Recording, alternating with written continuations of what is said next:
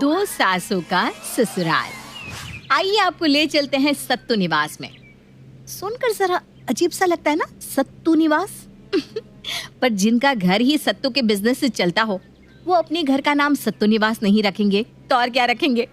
तो आइए शुरू से शुरू करते हैं। आज से 30 साल पहले सत्तू निवास में आई दो बहुएं, कोकिला और रंजू, जो आते ही दरवाजे पर झगड़ा करने लगी। हट जा रंजू दरवाजे से, इस घर की बड़ी बहू मैं हूँ, तो पहले कलश को पैर मैं मारूंगी।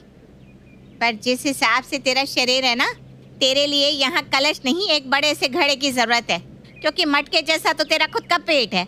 मुझसे बहस मत कर रंजू, वरना ये लोटा तेरे सर पर फोड़ दूंगी।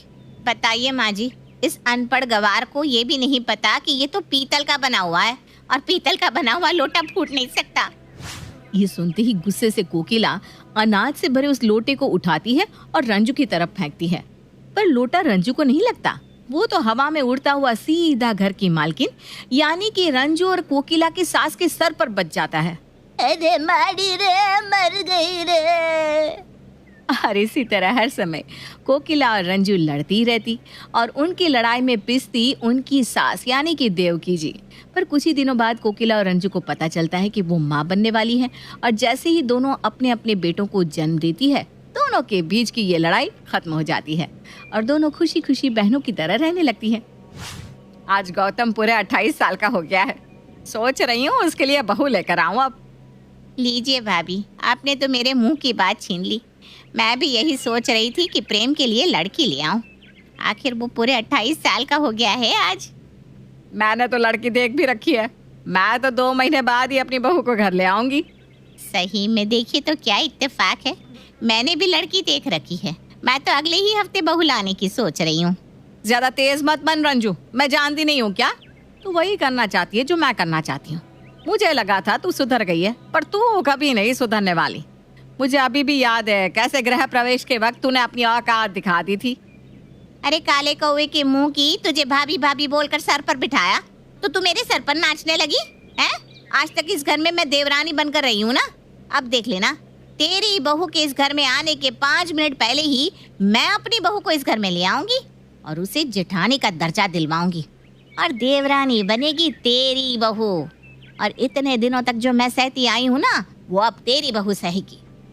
वो कहते हैं ना, अगर शेर शिकार करना छोड़ दे तो ये नहीं समझना चाहिए कि वो शिकार करना भूल गया। कोकिला और रंजू जिस जलन को अपने मन में दबाए बैठी थी, आज अपने बेटे की शादी की बात निकलते ही वो फिर से जाग उठती है और फौरन ही रंजू और कोकिला अपने बेटों के लिए लड़की की तलाश शुरू कर देती हैं। कोकिला अपने खानदानी पंडित जी को फोन लगाती है।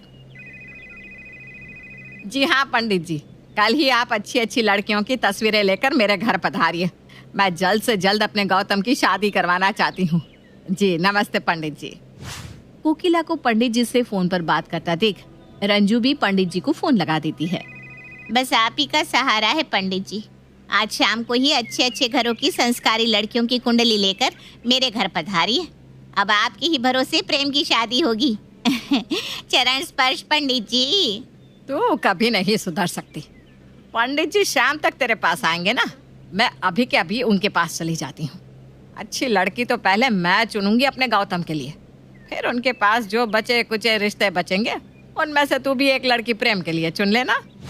और इसके पहले कि कोकिला पंडित जी के पास जाने के लिए घर से निकले, रंजू फौरन गाड़ी में बैठकर पंडित जी के पास पहुंच जाती है और उसके 5 मिनट बाद कोकिला वहां पहुंच जाती है। तुम दोनों की शादी भी सत्तू निवास में मैंने ही कराई थी, तो मुझ पर भरोसा रखो। मैंने प्रेम और गौतम के लिए अच्छी लड़की देख ली है। अब तुम दोनों अपने अपने बेटे का रिश्ता लेकर कन्याओं के घर चली जाओ और रिश्ता पक्का कर लो। पंडित जी के कहने की देर थी कि रंजू निशा के घर प्रेम का रिश्ता लेकर पहुंच जाती है और आने वाले पहले ही मुहूर्त को अपने बेटे की शादी तय कर देती है। कोकिला भी पीछे कहाँ हटने वाली थी, वो भी उसी तारीख और उसी मुहूर्त पर गौतम की शादी गोपी से करने का तय कर लेती है और एक साथ सत्तू निवास के बाहर सज जाते हैं 2 मंडप और एक ही साथ प्रेम और गौतम की शादी की रस्में अलग अलग शुरू हो जाती है। निशा का लहंगा तो कियारा आडवाणी के लहंगे से मिलता है, मुंबई से मंगवा कर दिया क्या रंजू? अरे ये मेरी बहू है, इसके लिए तो मैं विदेश से हीरो का लहंगा मंगवा दूं, तो ये मुंबई के लहंगे की क्या बात है। ये सुनते ही कोकिला के भौं ऊपर चढ़ जाते हैं। ए गोपी, ये लहंगा कहाँ से लिया तूने? ये लहंगा तो मेरी नानी का है मम्मी जी। सत्यानाश, अब सभी के सामने मेरा पोपट हो जाएगा। तू चल यहाँ से। 2 मिनट पंडित जी, एक बार रस्म जरा रोकनी पड़ेगी आपको, मुझे अपनी बहू का लहंगा बदलवाना है। और सिर्फ रंजू की बहू को नीचा दिखाने के लिए चलती हुई रस्मों को रोककर कोकिला गोपी को लेकर अपने कमरे में चली जाती है और चांदी के तार की एम्ब्रॉयडरी वाला लहंगा उसे पहनने के लिए देती है। जैसे ही गोपी इस लहंगे को पहनकर अंदर आती है, सभी उसी को देखते जाते हैं। क्या हुआ रंजू, चांदी आ गई ना आंखें? कहाँ तेरी बहू, कहाँ मेरी? लग रही है ना सत्तू निवास की जिठानी। वो तो गृह प्रवेश के वक्त पता चलेगा, क्योंकि मेरे बेटे बहू की तो आधी से ज्यादा रस्में पूरी हो चुकी है। 2 घंटे में पहुंच जाएंगे हम घर और पहले होगा मेरी बहू का गृह प्रवेश और बन जाएगी वो गोपी की जेठानी। पंडित जी, सुपर फास्ट तरीके से मंत्र पढ़िए। किसी भी तरह से 1.5 घंटे में रस्में संपन्न हो जानी चाहिए। ये अपने कंपटीशन में तुम मुझे मेरे फेरों के मंत्र भी नहीं सुनने दे रही हो मम्मी। क्या फर्क पड़ता है कौन पहले गृह प्रवेश करके घर में जाए, रहना तो उसी घर में है ना। और गोपी और गौतम के पहले ही निशा और प्रेम सत्तू निवास के दरवाजे पर पहुंच जाते हैं। जल्दी इस कलश को लात मार और अंदर आजा बहू। रुक जाओ मम्मी, गौतम को आने दो। भले हम अलग अलग कोख से पैदा हुए, पर हम एक ही वक्त जन्मे। हमारी शादी भी एक ही मुहूर्त पर हुई, तो गृह प्रवेश भी एक साथ हो जाएगा तो क्या फर्क पड़ जाएगा मम्मी। भले वो मेरा सगा भाई नहीं है, पर मेरे लिए मेरे जिगर का टुकड़ा है गौतम। तभी गौतम और गोपी भी वहां पहुंच जाते हैं। क्या फर्क पड़ता है प्रेम, पहले तू घर के अंदर जा या मैं? चाची का माना है तो तू पहले चला जा, मुझे कोई दिक्कत नहीं है। और अपना दाया पैर आगे कर सबसे पहले निशा अपने ससुराल की दहलीज लांग कर अंदर आ जाती है और बन जाती है घर की जेठानी। अब तो हो गया मम्मी चाची, दोनों बहुओं का गृह प्रवेश हो गया ना। अब हम अपने अपने कमरे में जा सकते हैं कि नहीं? अरे ऐसे कैसे बेटा, तुम दोनों को आपस में कोई भी कमरा लेने में दिक्कत नहीं थी, इसलिए प्रेम ने छोटा कमरा ले लिया और तुमसे कुछ कहा भी नहीं। पर अब तुम दोनों की पत्नी आ गई है, उनकी भी तो मर्जी पूछी जाएगी। ओहदे में तुम बड़ी हो निशा, तो बताओ तुम्हें किस कमरे में जाना है? और ये पूछते हुए रंजू निशा को आंख मार देती है। ये हमेशा से छोटे कमरे में रह गए तो क्या हुआ, मुझे छोटा कमरा नहीं चाहिए, मुझे वो बड़ा वाला कमरा ही चाहिए मम्मी जी। ये हुई ना मेरी बहू वाली बात। ये देखकर कुछ याद आया कि नहीं कोकिला? जब मैं इस घर में आई थी, तूने भी आते ही पहले बड़ा कमरा चुन लिया था और फिर पूरी रात थकी होने के बावजूद भी मैं आराम नहीं कर पाई, क्योंकि सारी रात तो मेरी कमरे का सामान शिफ्ट करने में ही चली गई। हाँ, जैसे मैं तो सोई गई थी। मेरे पति का भी तो कमरा बदला था, मैं भी तो पूरी रात शिफ्टिंग ही कर रही थी। रंजू और कोकिला बहस करती रहती है और दोनों ही जोड़े की पहली नाइट बर्बाद कर देती है। और पूरी रात गोपी और निशा अपने अपने पतियों के कमरे के सामान को इधर से उधर करती रह जाती है। इसी में सुबह के 5 बज जाते हैं। चलिए रूम में कमरा शिफ्ट हो गया है। 7 बजे तो उठने का वक्त हो जाएगा। चलो कोई नहीं, 2 घंटे तुमसे बात ही कर लेता हूँ। ये कहकर गौतम अपने कमरे में जाने को तैयार होता ही है कि वहाँ कोकिला आ जाती है। अरे वाह गोपी बहू, तू इतनी सवेरे उठ भी गई। इसी से समझ में आ जाता है कि बस घर में पहले आ जाने से कोई जेठानी नहीं बन जाता। बड़ी बहू के सारे गुण तो तुझ में है। तो कौन सा मेरी निशा अब तक सो रही है, वो भी उठकर खड़ी है? एक काम कर निशा, मेरे कमरे में आ जा। मैं तुझे एक अच्छी सी भारी साड़ी और कुछ गहने दे देती हूँ। आज मुंह दिखाए के वक्त सभी के सामने तू वही पहन कर आना। लगना चाहिए तू घर की बड़ी बहू है। रंजू और कोकिला अपने बीच की जंग को यलगार दे देती है और कुछ घंटे बाद पड़ोस की औरतें दोनों बहुओं की मुंह दिखाए के लिए सत्तू निवास पहुंच जाती है, जहां एक तरफ से गोपी सबके सामने चेहरा ढक कर आती है, दूसरी तरफ से निशा। अब सब एक एक करके दोनों बहुओं का घूंघट हटाकर उनका चेहरा देखकर बताओ कि ज्यादा सुंदर बहू किसकी आई है, मेरी या रंजू की। सबसे पहले विमला दोनों बहुओं का चेहरा देखती है और देखते ही कहती है, लगता है देवकी काकी सारे गहने रंजू को ही देकर चली गई। खानदानी हार तो बड़ी बहू के गले में है, लगता है गोपी को कुछ मिला ही नहीं। क्या? मैंने तुझे 4-4 तोले के सोने के नेकलेस निकाल कर दिए थे, वो क्यों नहीं पहने तूने गोपी? मुझे लगा वो आउटडेटेड लगेंगे मम्मी जी। ये सुनते ही कोकिला गोपी का हाथ पकड़कर उसे अपने कमरे में ले जाती है। और उसे किसी मूर्ति की तरह गहनों से लाद कर बाहर सबके सामने ले आती है।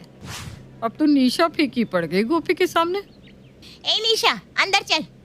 रंजू और गहने निकालकर निशा को पहना देती है और इसी तरह हर वक्त दोनों बहुओं के बीच कंपटीशन चलता ही रहता है।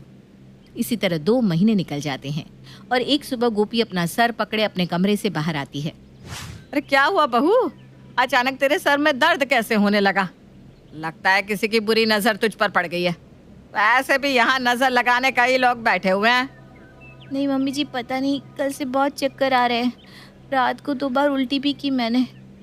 क्या आज ही सुनते हो? हे भगवान, बहू तूने आज मुझे इतनी बड़ी खुशी दे दी। सारे नौकरों में मिठाइयाँ बंटवाओ, ढोल बजवाओ, सबको पता लगना चाहिए कि कोकिला का वारिस आने वाला है। ए देख लिया रंजू, सिर्फ जेठानी बनने से नहीं होता, घर में सबसे पहले खुशी खबर भी देनी पड़ती है, जब मेरी बहू ने दे दी। तो ठीक है ना, बहुत सारे बच्चे 8 महीने में भी हो जाते हैं। भले मेरी बहू लेट से प्रेग्नेंट होगी, पर उसका बच्चा तेरे पोते से पहले आएगा। अभी से अपनी उंगलियों पर 15 दिन जोड़ ले। 2 हफ्ते पार होते होते मेरी बहू भी तुझे गुड न्यूज़ दे देगी। क्यों दे देगी ना निशा? 15 दिन ज्यादा नहीं बोल दिया मम्मी जी? मैंने तो 1 दिन का ही सोचा था। और हमेशा अपनी सास के सामने अच्छी बनने के लिए निशा एक प्रेगनेंसी किट मंगवाती है और उसमें लाल पेन से मार्क कर देती है। अगली सुबह, मम्मी जी मैं माँ बनने वाली हूँ, देखिए। ले देख ले कोकिला। मुझे तो एसिडिटी हुई थी और ये निशा भाभी तो सच में प्रेग्नेंट है। अगर मम्मी जी को पता चल गया कि मैं प्रेग्नेंट नहीं हूँ तो न जाने क्या होगा। मुझे अब इस झूठ को सच की तरह दिखाना पड़ेगा। लीजिए मम्मी जी, चाची जी की बहू मेरे प्रेग्नेंट होने के 1 दिन बाद प्रेग्नेंट हुई है, पर चाची जी की खुशी तो देखो। अरे भाई, बच्चा तो पहले मुझे ही होगा, आप क्यों खुशी मना रही है चाची जी? तो आज ही मुझसे लिखवा ले, पहले मेरी ही बहू की डिलीवरी होगी, और अगर ऐसा नहीं हुआ तो मैं इस घर को छोड़कर चली जाऊंगी। क्या भला को मोल रही हो मम्मी जी? ऐसा तो होने वाला ही नहीं है, क्योंकि मैं तो प्रेग्नेंट हुई नहीं। और अगले ही पल से रंजू अपनी बहू को वो सारी चीजें खिलाने लगती है जिससे उसकी डिलीवरी और जल्दी और आराम से हो जाए। ले बहू, ये साबुत अनाज खा, इससे तेरी डिलीवरी और सही से होगी। ऑपरेशन करके कटवाने छटवाने का कोई झंझट नहीं होगा। और ये ले गुंद के लड्डू, इससे शरीर मजबूत बना रहेगा। दूध मलाई खा बहू, तुझे निशा से पहले बच्चे को जन्म देना है। जो 1 दिन में प्रेग्नेंट हो सकती है, वो 8 महीने में डिलीवरी भी कर सकती है। दूध? मुझे लैक्टिक एसिड से एलर्जी है मम्मी जी। लैक्टिक क्या, इलेक्ट्रिक बायो इलेक्ट्रिक मत कर बहू, तुझे एक मोटे ताजे बच्चे को जन्म देना है बस। और दोनों सास इस होड़ में लग जाती है कि उसकी बहू की डिलीवरी पहले कैसे हो। माँ से पूछती हूँ, उन्होंने मेरी डिलीवरी नॉर्मल करवाई थी, उन्हें पता होगा कि कैसे बच्चा वक्त से पहले हो सकता है। और कोकिला फौरन अपनी माँ को फोन लगाती है, जहाँ उसकी माँ उसे कहती है कि सीढ़ियाँ चढ़ने उतरने से बच्चा जल्दी हो जाता है। और ये सुनते ही कोकिला गोपी के पास भागती हुई जाती है। अरे ये क्या बिस्तर पर पड़ी हुई है बहू तू, इस तरह से बच्चा नहीं होने वाला। चल जल्दी जल्दी उठ और मेरे साथ आ जा। जो औरत पेट से मम्मी जी, वो जितना आराम करेगी बच्चा उतना स्वस्थ होगा ना। अरे पर वो जल्दी भी तो होना चाहिए ना, उसके लिए तुझे सीढ़ियाँ चढ़नी उतरनी पड़ेगी, वो भी जितनी बार हो सके। हाँ चल आजा। और कोकिला अपने हाथ में छड़ी लेकर खड़ी हो जाती है और गोपी को कभी सीढ़ियों से ऊपर चढ़वाती तो कभी नीचे उतरवाती। और ये रंजू देख लेती है। मतलब चलने से बच्चा ज्यादा जल्दी होता है। और क्या था, रंजू जिम इक्विपमेंट वालों को फोन करके अपने घर में एक ट्रेडमिल मंगवा लेती है और जिम के कपड़े पहनाकर अपनी बहू को ट्रेडमिल पर दौड़वाने लगती है। मम्मी जी धीरे, ऐसे तो पहले ही महीने में मेरी डिलीवरी हो जाएगी, जरा धीरे मम्मी जी, आपने स्पीड बहुत ज्यादा बढ़ा दी है। जितनी ज्यादा स्पीड उतनी जल्दी बच्चा आएगा बहू। पैरों को अच्छे से स्ट्रेच कर बहू, इससे आसानी से बच्चा जल्दी होगा, मैंने रील्स में देखा है। अपने दोनों पैरों को कंधे पर क्यों नहीं चढ़ा पा रही है बहू? अरे ऐसे कैसे होगा बच्चा तुझे जल्दी? हाँ? रात को जब भी प्रेम और गौतम घर लौटते, उन्हें अपनी बीवियां कभी उठी हुई मिलती नहीं थी, क्योंकि अपनी सास के चक्कर में वो दोनों थक हार के सो जाया करती थी। और अब प्रेगनेंसी की न्यूज़ मिलने के बाद तो दोनों सासें अपनी बहू को अपने पास ही सुलाने लगी थी। पहले तो सब ठीक चल रहा था, फिर एक रात गौतम और प्रेम घर लौटते ही नहीं, सभी उनका बहुत इंतजार करते हैं। ऑफिस में भी फोन करते हैं पर पता चलता है कि वो दोनों तो आज ऑफिस आए ही नहीं। मुझे बहुत घबराहट हो रही है, मैं तो जा रही हूँ FIR करने। मैं भी चलती हूँ, रंजू तू घर संभाल। बहुत खोजबीन के बाद भी प्रेम और गौतम नहीं मिलते और 2 दिन बाद दोनों अपने घर लौटते हैं। उन्हें देखते ही सभी उनके गले लग जाते हैं। कहाँ गए थे तुम दोनों? ये क्या हरकत है? हम सब कितना घबरा गए थे, बताना तो चाहिए था। तुम दोनों का फोन भी बंद था, घर में प्रेग्नेंट बीवी है, उसका तो लिहाज रखते हैं। तो घर आकर हम कर भी क्या लेते बड़ी माँ, क्या फायदा? आप और मम्मी तो समझने का नाम ही नहीं ले रही थी। और किस बच्चे के पीछे आप दोनों भाग रही हो जो बच्चा है ही नहीं? शादी के बाद जब हम दोनों अपनी पत्नियों से ठीक से मिले ही नहीं तो बच्चा कहाँ से होगा?